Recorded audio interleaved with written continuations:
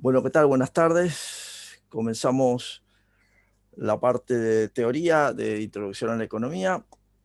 Ustedes estaban trabajando con Manuel sobre aspectos de el modelo de frontera, que ahora vamos a continuar. Solo marcarles una cuestión que, como estaba muy bien analizando con Manuel, el concepto de costo de oportunidad en principio es un concepto que se refiere a el costo unitario, por eso ustedes en la práctica llegaron a ese resultado de 0,25 negativo, el concepto de costo, pero también puede ser visto como el concepto de costo unitario, perdón, costo de oportunidad total, y en ese caso lo relacionan con las 200 unidades que producen contra las 50 que dejan de producir. Ese sería el concepto total. Normalmente lo que buscamos es saber en términos unitarios cuánto representa. Y de allí que esa operación, 200 sobre 50, les da 0,25 de caída. Este es el porqué, simplemente para ir viendo. Y como también estuvieron viendo y lo analizábamos ya en la clase anterior, el costo de oportunidad es un concepto en principio, cuando la curva tiene una forma cóncava, estamos hablando de un costo de oportunidad creciente y como bien habían marcado varios de ustedes en su momento, tiene que ver con la presencia de la ley de los rendimientos decrecientes. Eh, por el contrario, cuando muchas veces en los prácticos, sobre todo vinculados a temas estrictamente industriales o de empresas, se encuentran con la recta que une los puntos de la frontera, allí entonces estamos en presencia de un costo de oportunidad constante. ¿Por qué? Porque la pendiente de la recta es una constante. Este es un poco el sentido. Y por otro lado, porque la ley de los rendimientos decrecientes no está haciéndose presente. ¿Sí? Entonces, para ir relacionando cada una de las cuestiones, es clave para ustedes cuando empiezan a estudiar ver esas cuestiones y cómo establecer el vínculo para no perder de vista esta idea.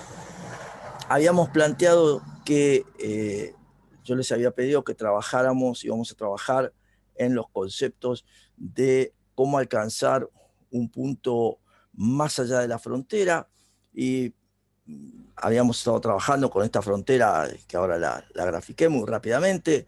Es la idea de, eh, si bien tengo la dotación de factores con la que voy a desarrollar el análisis de la función de producción, tengo una tecnología conocida, entonces la pregunta que viene es, y les pido que algunos me den respuesta como quieran, es, bueno, ¿cómo alcanzo un punto más allá de la frontera?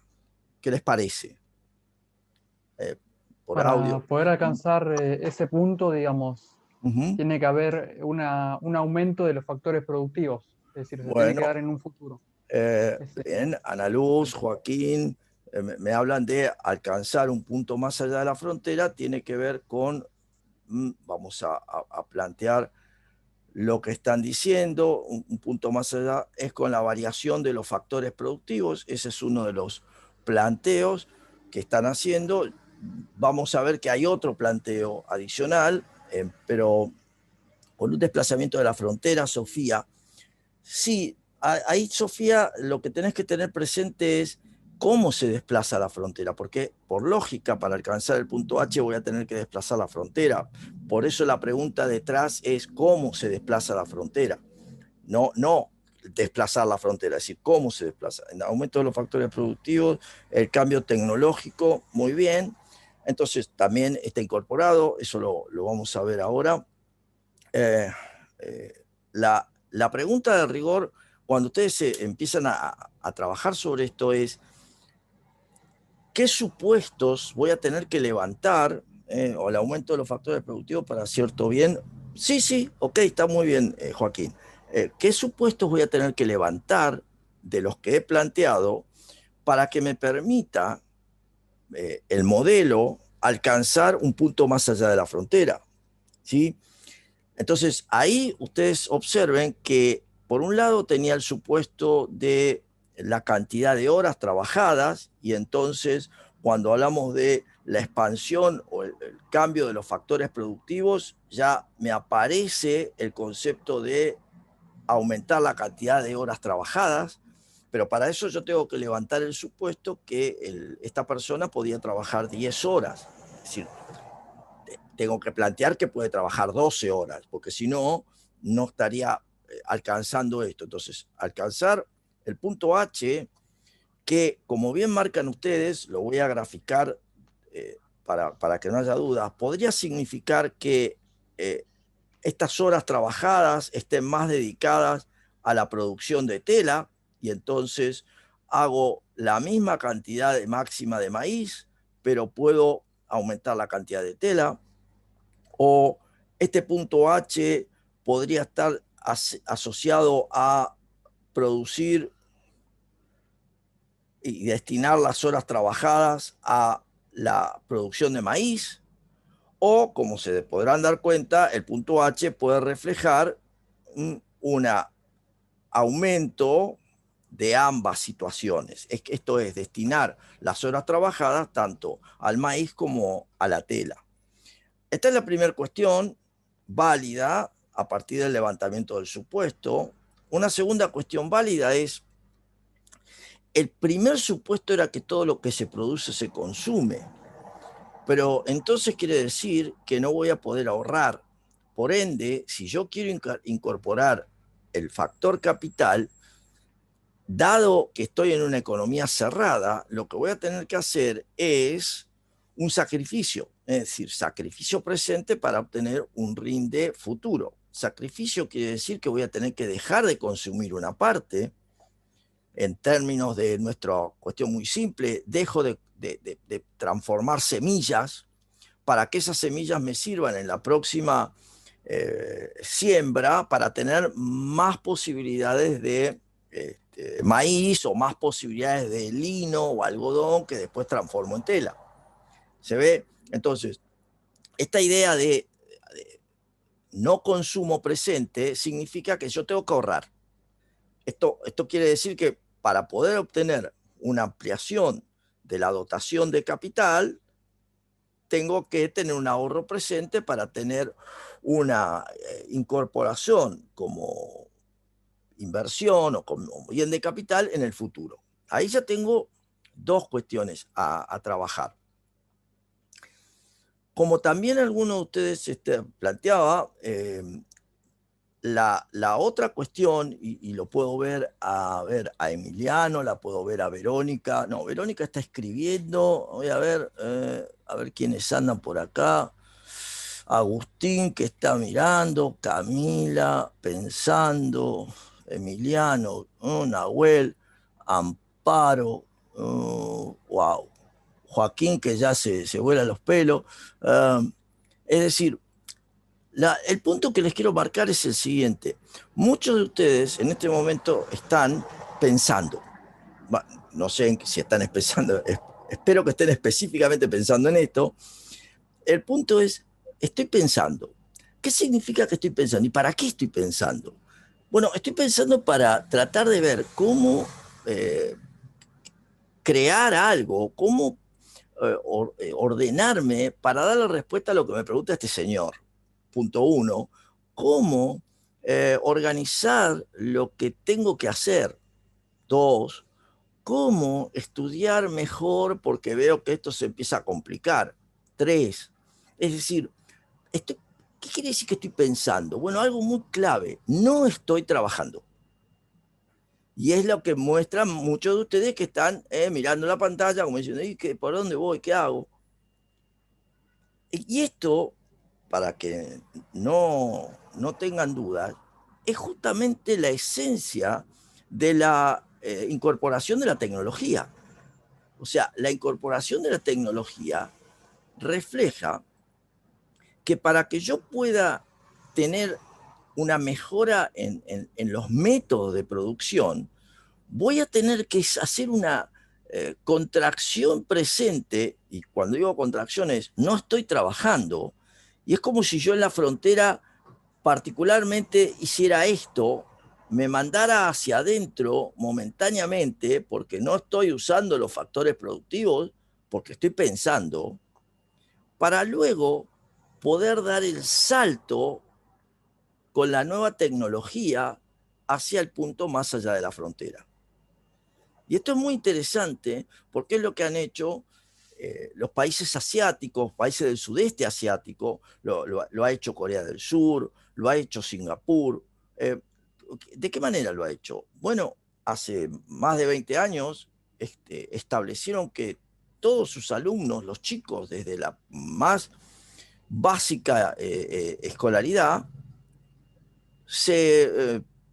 estudiaran de lleno matemáticas. Y esto es lo que muestra por qué hoy por hoy los primeros puestos en cualquier competencia de matemática internacional lo tienen los alumnos coreanos, digamos, de algunos países del sudeste asiático, eventualmente hoy por hoy ya están llegando también los chinos, frente a lo que históricamente eran los norteamericanos, los rusos, también pueden ser los alemanes. Entonces, y esto implica, y otra cosa más, que el desarrollo de patentes, porque todo esto no importaría si fuera solo matemáticas, así tomado en el aire, sino el desarrollo de las patentes. Y el desarrollo de las patentes justamente tiene que ver con nuevas formas de hacer las cosas. Entonces, fíjense cómo impacta el punto H, alcanzar un punto más allá de la frontera, y cómo lo logro bajo este criterio de generar una nueva tecnología. Ahora bien, también, como les decía, yo puedo alcanzar el punto H si levanto otro de los supuestos, que era el que marcaba que esta persona no tenía vínculos con el resto del mundo. Entonces, el hecho de establecer vínculos con el resto del mundo permite generar el intercambio. A ver, permite varias cosas. Permite que venga gente, y eso lo hizo Argentina cuando se abrió al mundo en el siglo XIX y le dijo al mundo, bueno muchachos, acá está, hay tierra de sobra, venga el que quiera trabajar, y seguramente los abuelos de ustedes, hasta los bisabuelos, pueden ser de esas comunidades que llegaron en ese momento. Entonces ahí incrementamos la dotación de trabajo. También la apertura al resto del mundo permite incorporar lo que el resto del mundo ahorró, y esto es las máquinas que tiene el resto del mundo, y entonces yo puedo estar incorporando capital porque abro la economía, es decir, las dos cuestiones anteriores. Pero la tercera se asocia a que al abrir la frontera, o sea, al transformar este modelo que se conoce como modelo simple, simple porque son dos sectores, y cerrado porque estoy en presencia de sin relaciones con el resto del mundo, pasa a ser un modelo simple pero abierto, porque establezco vínculos con el resto del mundo. Entonces, esta posibilidad que se asocia, como alguien marcó por allí, a la idea del intercambio. Cuando yo me planteo el intercambio, que ahora lo vamos a ver en profundidad un poco, tengo que pensar qué significa que yo puedo comerciar con el otro, desde dónde yo puedo comerciar con el otro. Oye, ustedes dirán, bueno, profe, desde el momento que tiene algo para comerciar. Sí, pero no es solo eso. La esencia del intercambio, la esencia del comercio está en el derecho de propiedad. Esto significa, soy el dueño de la cosa. No es menor esto. ¿Por qué? Porque si no soy el dueño de la cosa, no puedo venderla. Desde el punto de vista formal, no piensen en ninguna situación de robo ni nada. O sea, piensen en el hecho formal. Si voy a intercambiar, tengo que ser el dueño de la cosa. Pero hay otro problema adicional, que es cómo nos ponemos de acuerdo sobre el valor de las cosas. Porque si yo hago trigo, perdón, hago tela y maíz, y el otro también hace tela y maíz. Bueno, vamos a tener que ver cómo intercambiamos tela por tela o maíz por tela, maíz por tela, tela por maíz. ¿Cuánto me das de tela? ¿Cuánto te doy de maíz? Si lo piensan de esa manera, se dan cuenta que es la forma más antigua del comercio asociada al trueque. Y esto ya vimos que tiene un problema. No es que no podamos hacer trueque, obviamente se ha hecho en la historia, se ha hecho trueque y se sigue haciendo trueque, pero tiene una complicación que se asocia al tiempo que yo necesito para encontrar el que tiene aquello que yo quiero y que al mismo tiempo le interesa lo que yo tengo. No tiene esa particularidad del trueque.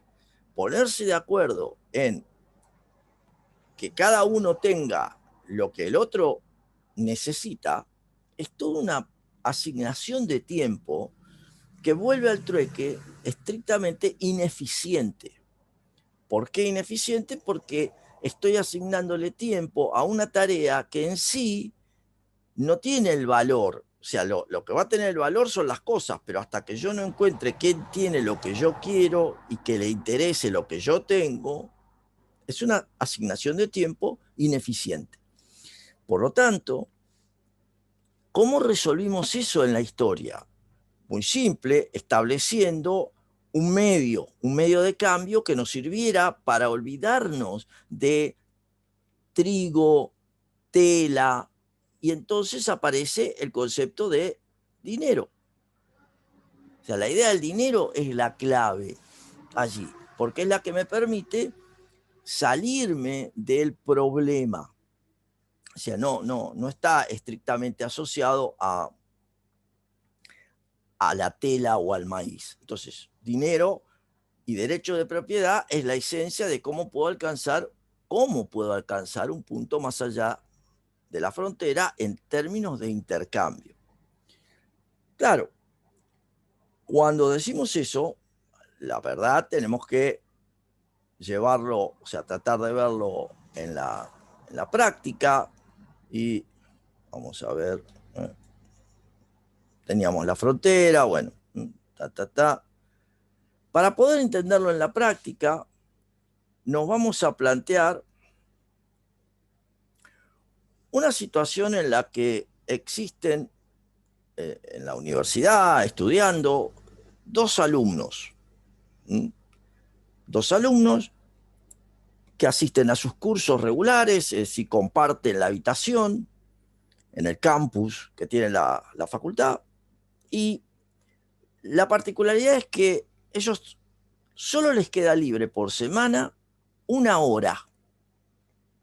Y en esa hora ellos pueden hacer una de dos cosas. O escribir a máquina o tipear en la computadora o planchar.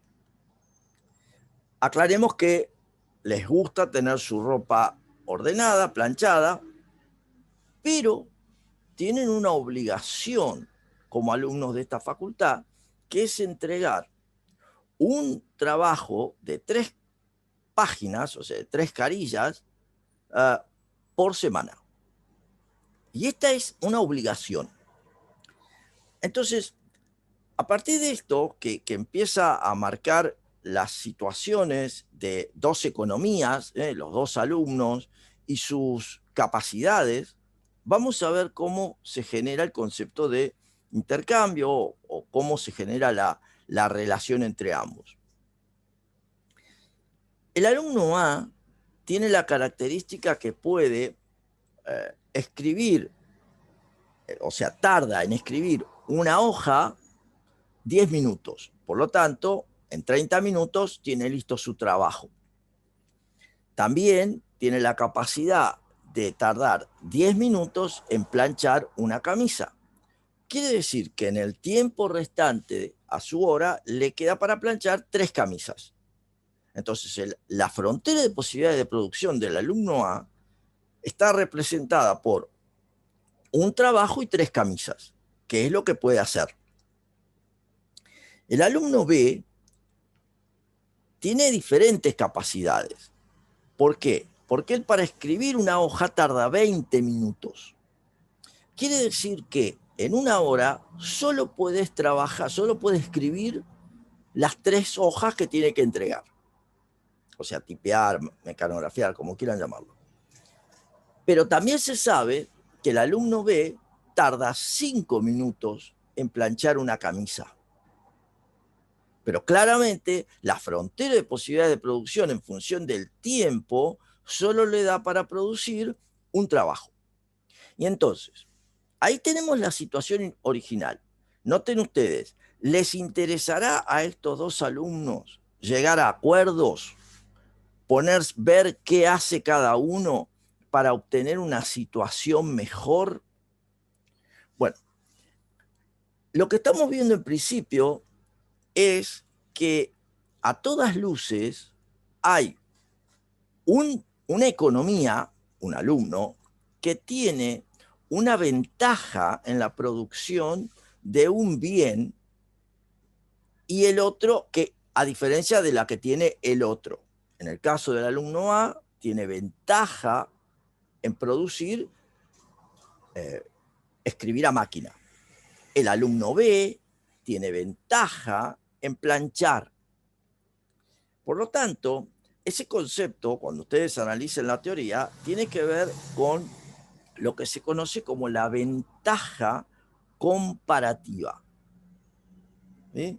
Ventaja comparativa. ¿Por qué ventaja comparativa? Porque tiene que ver con la dotación de factores productivos que tiene cada economía. Antes de avanzar, para que no haya dudas, nosotros como país tenemos ventaja comparativa en la dotación de recursos naturales. Esto es un hecho, a diferencia de lo que puede tener Japón o lo que puede tener Alemania. Nosotros tenemos ventaja comparativa en el suelo, el clima. Esto se traduce para nosotros en que, en línea con la idea, nos conviene producir bienes que estén asociados a esas ventajas comparativas. Pero sigamos avanzando para tener idea de lo que ocurre.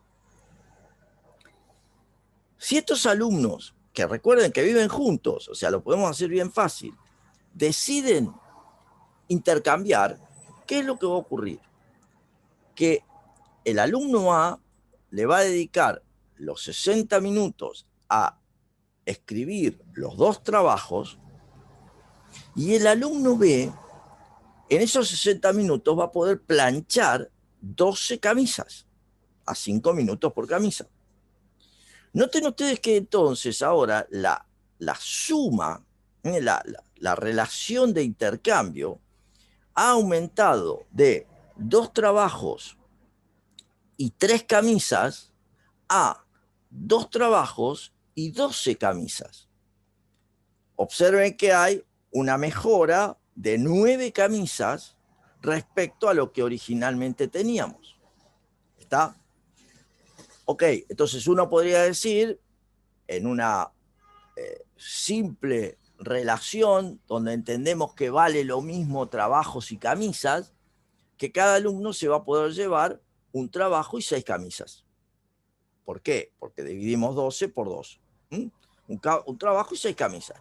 Esto es porque está suponiendo que entendemos el pago por hacer el trabajo, escribir a máquina, como el equivalente a 6 camisas. Ahora, fíjense que el alumno B, que no tenía ninguna camisa, pasa a tener 6 camisas planchadas. O sea, la situación del alumno B es, en esos casos, de igualdad, no estoy haciendo ninguna otra referencia, es claramente superior. El alumno A ya tenía 3 camisas, le agrega 3 camisas más. El alumno B no tenía ninguna camisa. Pero entonces la situación final del intercambio asociada a la ventaja comparativa, y la ventaja comparativa está asociada ¿a qué? Al costo de oportunidad. Al costo de oportunidad. ¿Por qué? Porque le resulta mucho menos esfuerzo al alumno B planchar y que al alumno A, y al alumno A escribir a máquina. Entonces, ese es el tema, el costo de oportunidad, el enfrentamiento entre cómo lo hago yo frente a cómo lo hace el otro. ¿En qué se traduce esto en términos de la economía general? Como les comentaba, particularmente a la Argentina, bajo ese criterio, le conviene producir bienes que estén asociados a sus ventajas comparativas y intercambiarlo con los bienes que al otro. El intercambio se va a hacer intercambiar en lo que cada parte sea beneficiada y en lo que cada parte es mejor para cada desempeño. Lo que se desempeña mejor cada uno es beneficiado para las dos partes. Sí, Milagros, la idea es después cómo estableces el acuerdo. En este caso lo estoy haciendo en igualación, un trabajo y 6 camisas, porque vos te estás poniendo de acuerdo con tu compañero de cuarto a ver cómo nos dividimos las tareas, quién hace qué. En definitiva es eso, cómo te dividís las tareas. Yo escribo a máquina y vos planchás. ¿Por qué? Porque vos planchás más rápido que lo que yo plancho, vos tardás 5 minutos, yo tardo 10, y yo escribo más rápido que lo que vos escribís. Yo tardo 10 y vos tardás 20. Ese es el juego de las ventajas comparativas, por lo cual nosotros, desde el punto de vista de la economía, tiene lógica comprarle bienes de tecnología a aquel que tenga tecnología, bienes de capital, a aquel que tenga ventaja comparativa en la dotación de bienes de capital. Y yo venderle aquellos productos en los que tengo ventaja comparativa, productos asociados a los alimentos, no estrictamente al agro, es decir, es toda la cadena comercial. En esto nosotros, como país, hemos tomado otro rumbo, y esto lo vamos a conversar, porque nosotros en rigor no comerciamos en forma muy amplia con el resto del mundo, por lo tanto tenemos una economía cerrada, y eso se traduce en que nosotros seguimos intentando hacer teléfonos, celulares o televisores, en lugar de destinarle nuestros esfuerzos a otras cuestiones. Hacemos bien en producir satélites porque tenemos ventaja comparativa dado el capital humano con el que contamos. Entonces sí producimos satélites que para otros no es tan simple. Sí tenemos ventaja comparativa, pero no tenemos ventaja comparativa en producir ni celulares ni televisores. Sin embargo, producimos celulares y televisores. Esos recursos lo podríamos estar destinando para adquirir celulares y televisores, automóviles mucho más baratos al resto del mundo que lo que nos cuesta hacerlos a nosotros. Si ustedes observan las decisiones que ha tomado el gobierno hace 2 días, está todo un régimen para favorecer a la industria automotriz. Está bárbaro, pero el punto es que eso significa que vamos a destinar recursos para hacer un bien que el mundo ya lo hace mucho más barato. Este es un tema, lo vamos a decir, que es muy fuerte, lo vamos a volver a tratar cuando avancemos en los temas de microeconomía. ¿Sí? Una pregunta. Dale. Vos que dijiste que ahora hace 2 días se empezó a producir eso del automotriz, todo eso. ¿Eso qué es? ¿Porque hay escasez en el mundo de eso? No. O sea, ¿que nos conviene o por otro tema? No es porque hay escasez, sino porque la industria automotriz de Argentina solo le puede vender al Mercosur, estrictamente a Brasil, y tiene intercambio con Brasil y algo con Uruguay, y la única empresa que le vende a Latinoamérica es Toyota. ¿Por qué? Porque tiene un diseño y una forma de trabajar totalmente distinto que el resto, que Fiat, que Ford. Entonces, este régimen lo que busca es ayudar para que se desarrollen en forma más completa los procesos productivos y lograr tener un vehículo que pueda ser comercializado en el resto del mundo. La pregunta que vos te cierro, Luciano. La pregunta que vos te tenés que hacer es, ¿al resto del mundo le va a interesar comprar un auto que se produce, tiene que ser más barato en términos de el costo de adquisición y tiene que tener la misma calidad que tiene en el resto del mundo? Bueno, una de las cuestiones por las cuales nosotros no le vendemos al resto del mundo es porque no somos baratos. somos caros. Y no somos caros porque es un símbolo de calidad, sino porque somos caros porque los recursos, los factores productivos que utilizamos son caros en términos relativos. Esta es un poquito la explicación rápida para entender qué es lo que está buscando en este momento el gobierno: abaratar ciertos cadenas de producción o ciertos valores para que la industria automotriz pueda producir vehículos y abastecer a otros países. No le vendemos a nadie más que a Brasil y a México, con quien tenemos algún acuerdo. Ese es el planteo. Hay más cosas, bueno, pero ese es el planteo. ¿Se ve, Luciano? Sí, profe, y perdón, otra pregunta. O sea, ponerle, aparte de eso, ponerle que hay escasez en otros recursos en el resto del mundo. ¿Nos convendría bajar la productividad de los recursos naturales que tenemos y enfocarnos en esa escasez? ¿O no? Bueno, ok. Si hay escasez, lo que va a ocurrir es que va a subir el precio, lo vamos a ver cuando desarrollemos modelo de mercado, que va a subir el precio de esos recursos. Por ejemplo, cuando los chinos tienen hambre, vamos a decirlo de esta manera, sube el precio de la soja. Entonces, a cualquiera de nosotros que tenemos campos propicios para la producción de soja, vamos a podernos a pensar en términos de costo de oportunidad: ¿qué me conviene más? ¿Produzco soja o produzco trigo? ¿O dedico el campo, aunque no sean exactamente iguales, a pastar ganado? Bueno, ahí tenés el análisis de costo de oportunidad y tiene que ver con la situación del mercado. Por eso digo, si hay escasez, el precio va a subir, ¿sí? Entonces esa es la idea. Si sube, yo tendré que ver cuál es la decisión que tomo en función del análisis de las alternativas que tengo. ¿Ok? Entonces, estamos en la primera parte. Esta es la idea. Si hay ventajas comparativas, aprovechemos las ventajas comparativas para lograr una situación de bienestar, de aumento del bienestar. ¿Por qué? Porque en conjunto obtenemos más que en forma individual. Esa es la idea. Es como cuando ustedes se ponen a estudiar, dos, que uno tiene los apuntes y el otro tiene la desgrabación de una clase, y entonces, che, juntémonos. Cada uno está aportando algo y el resultado es mejor que lo que había inicialmente. Ahora, una segunda mirada sobre esto podría estar en plantearnos el concepto de que uno de los estudiantes resulta que tiene ventaja absoluta. Esto es mejor que el otro en la producción de cualquiera de los bienes. En este caso, lo tenemos que el alumno A, que sigue tardando 10 minutos para escribir una hoja y 10 minutos para planchar una camisa, observa que el alumno B tarda 20 minutos para escribir una hoja, pero 12 minutos para planchar una camisa.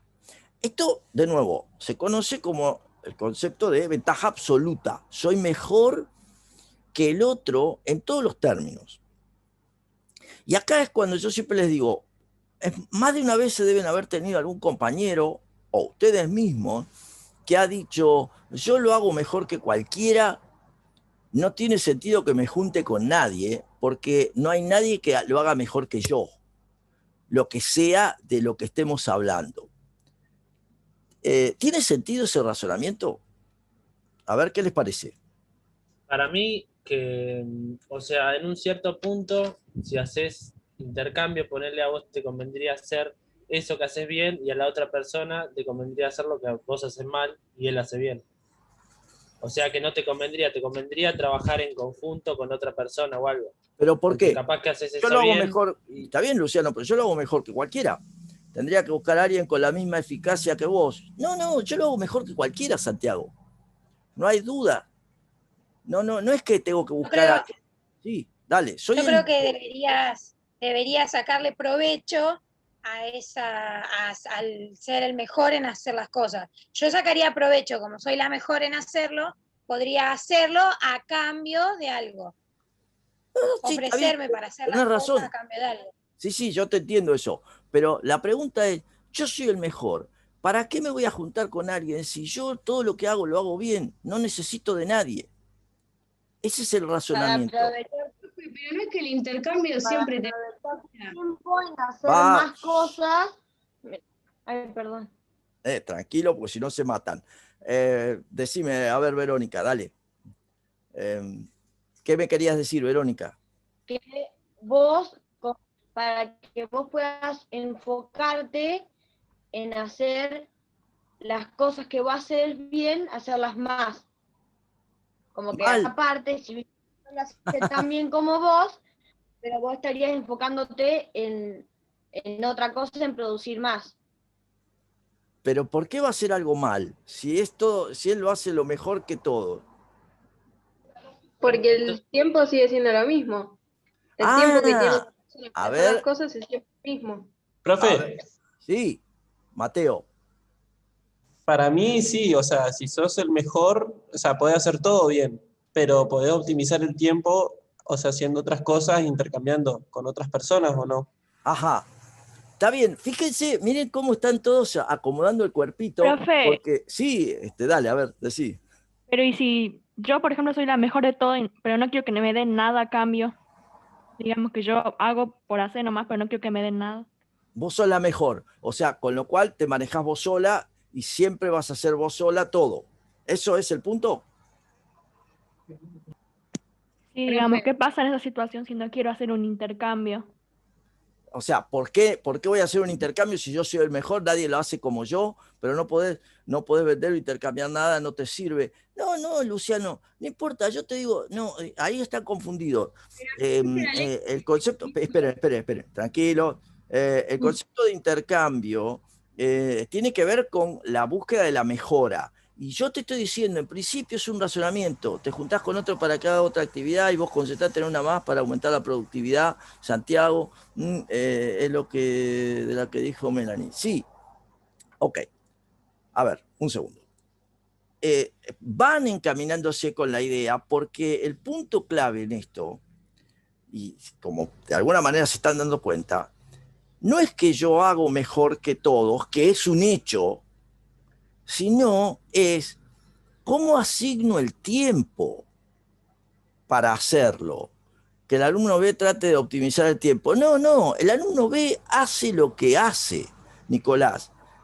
A ver, ahí tienen que acostumbrarse. Está muy bueno esas reflexiones porque marca una cosa. Están queriendo cambiar el supuesto.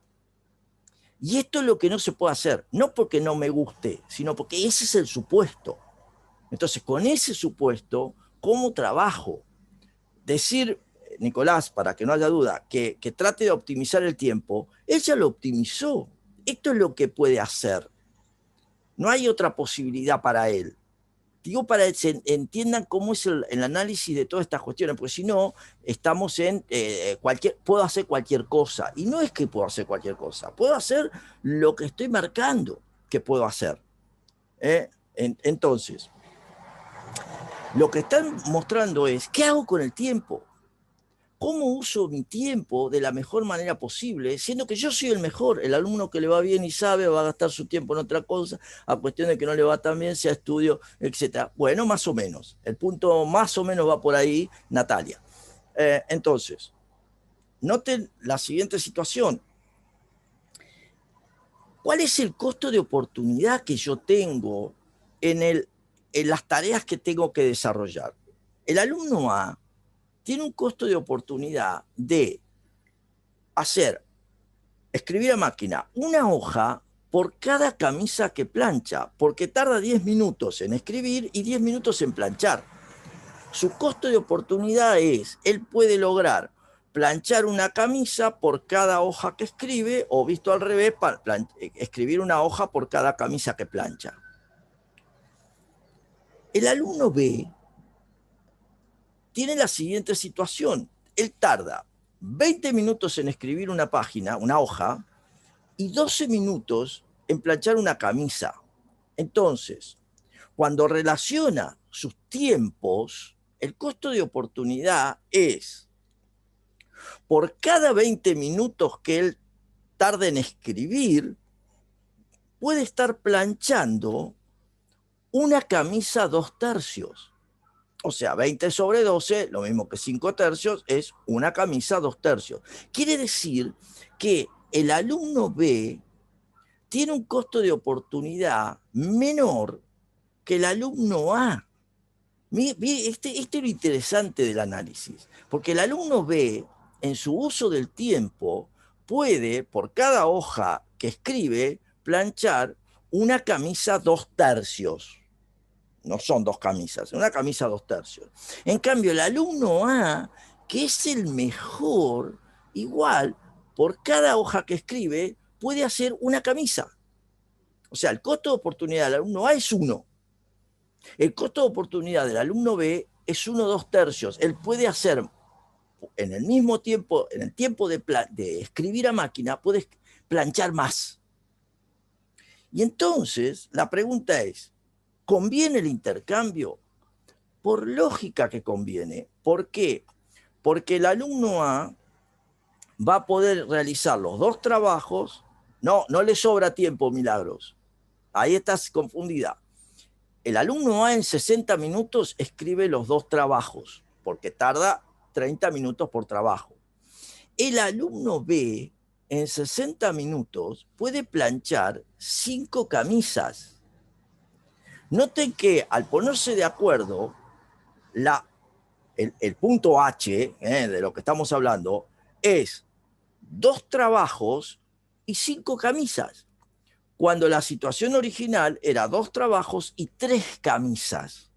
Fíjense que ha mejorado el intercambio. Sí, la pregunta es cómo se reparten las 2 camisas adicionales. Obviamente, una camisa irá para el alumno A y una camisa para el alumno B. ¿El alumno B está mejor que antes? Por supuesto, si no tenía camisas antes, planchadas. Es menos malo planchando que el otro. Es menos malo, tarda más, pero en términos de costo de oportunidad le conviene planchar antes que escribir. Ese es el planteo, Sebastián. Por ende, usa el tiempo para planchar y el alumno A usa el tiempo para escribir. Intercambiar y se complementa en lo que cada uno hace mejor. El alumno A se dedica a escribir, el B a planchar y al finalizar se reparten por igual. Sí, Natalia.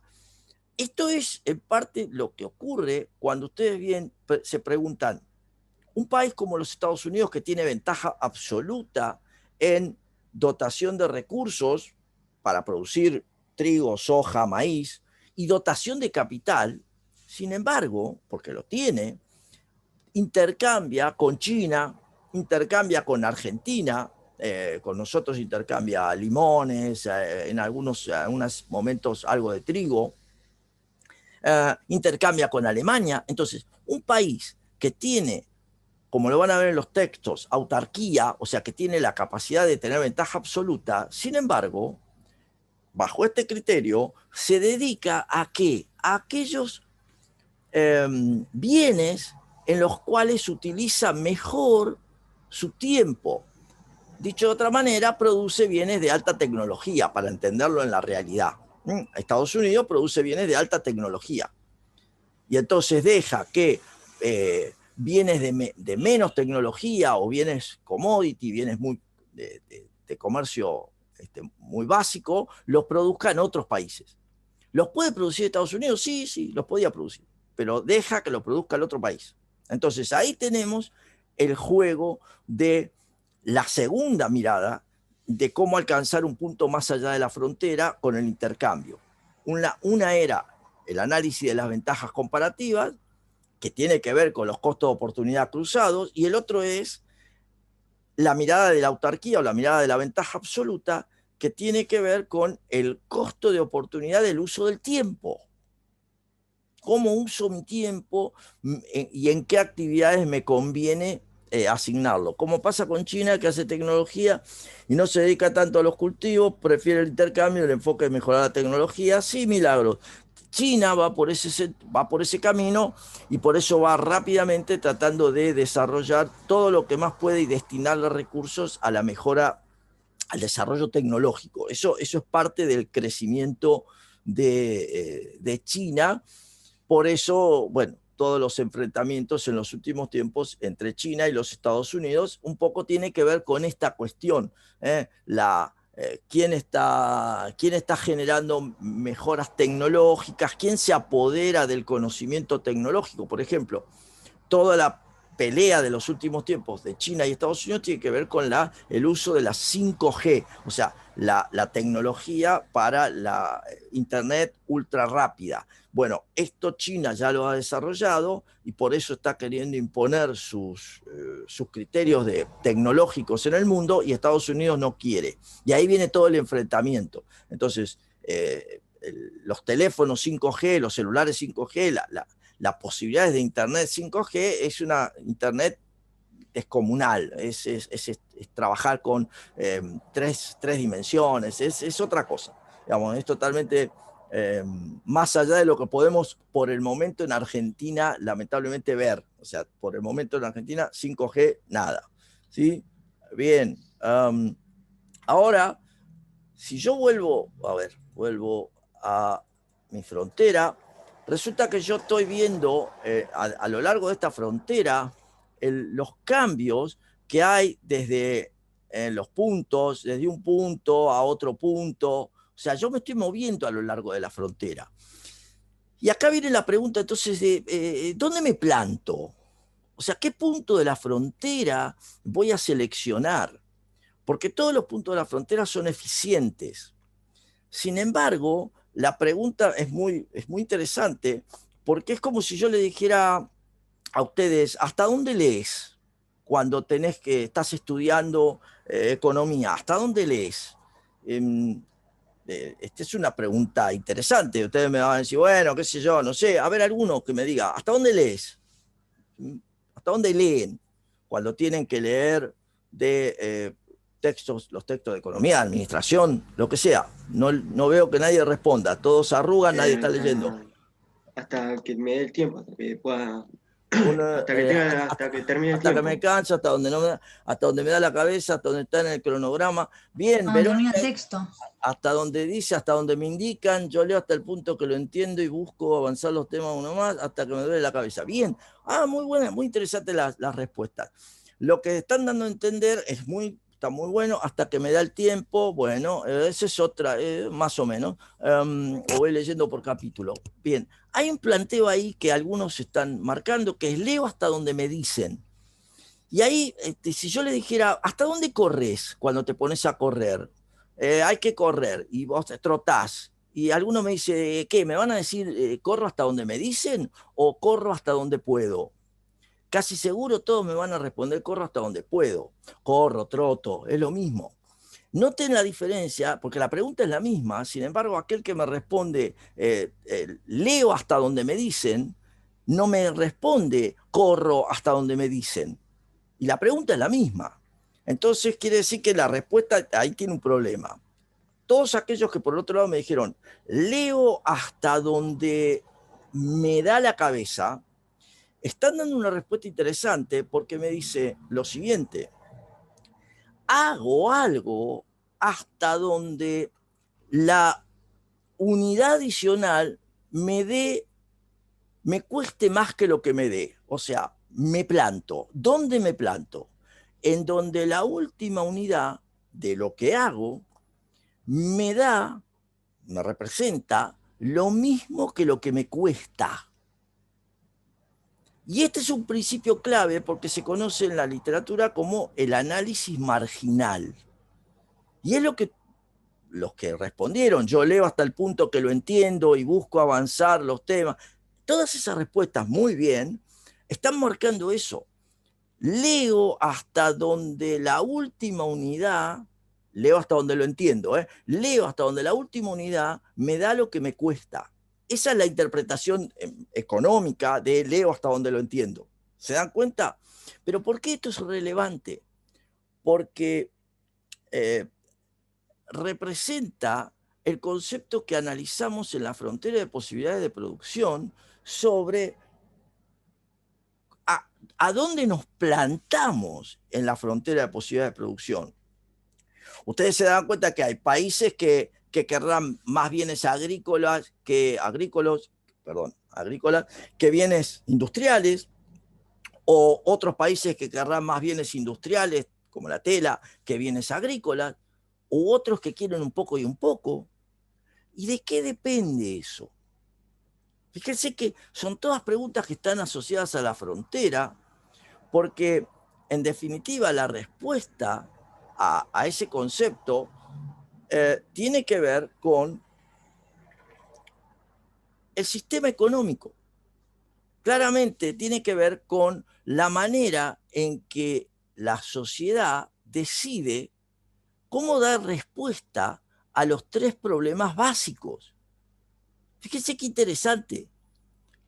El punto de la frontera que ustedes, en el cual se plantan como sociedad, está asociado a lo que como sociedad entienden que es la respuesta a qué quieren, cómo lo hacen y a quién le corresponde.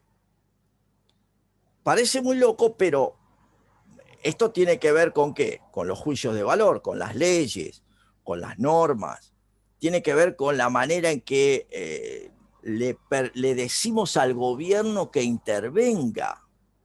¿Quién le dice al gobierno que interviene? Bueno, de alguna manera el permiso se lo damos cuando lo votamos como sociedad. Entonces, esta cuestión tiene que ver con claramente el tipo de sistema económico. No es lo mismo vivir en Cuba, Venezuela, Alemania, Japón, Argentina. No es lo mismo. No, las Seychelles, las Islas Seychelles, no es lo mismo. No, más allá del paisaje, no es lo mismo. ¿Por qué? Porque cada uno de esos países tiene un sistema económico diferente del otro.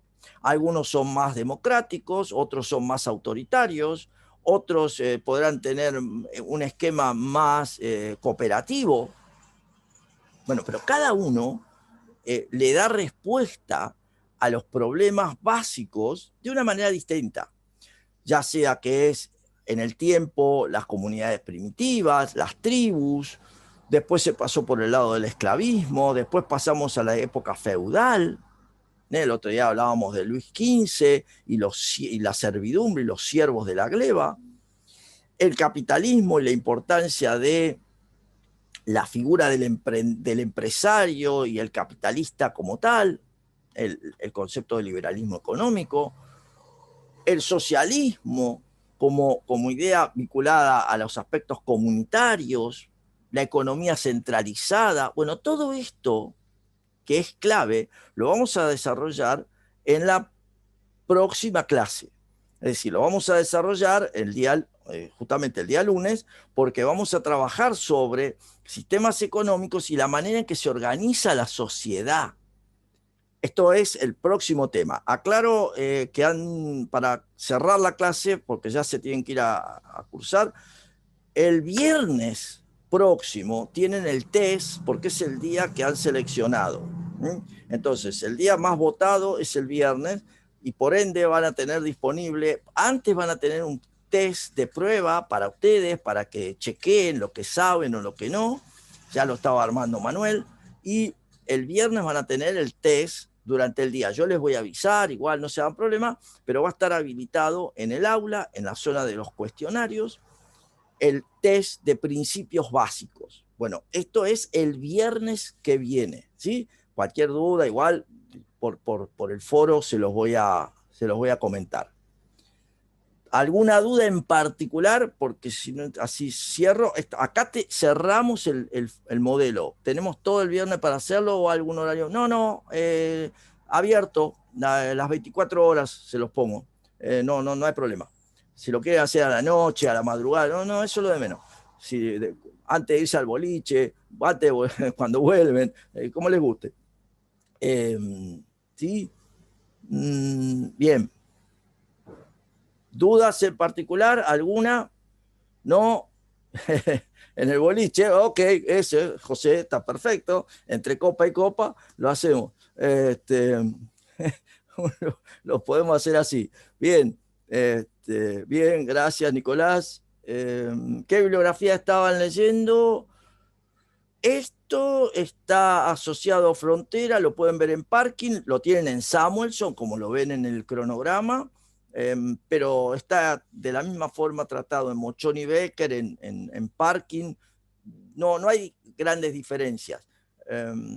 María, ¿sí? Ninguna duda. Profe, claro, no sacaste la asistencia, ¿no? ¿Todavía? La asistencia está abierta. Pues me había olvidado, perdón. Bueno, de hecho está por cerrar. Buenísimo. Bueno, gracias Valentina. Bueno, cierro la clase.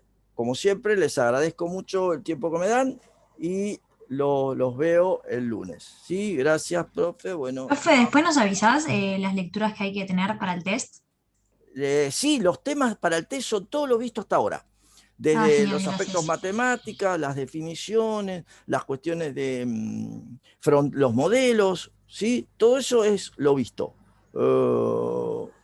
Hasta acá, es lo visto hasta acá. Ese es el test. Ok, pásenla lindo. Cierro. Gracias, nos vemos. Gracias, profe, hasta luego. Chao. Gracias, profe.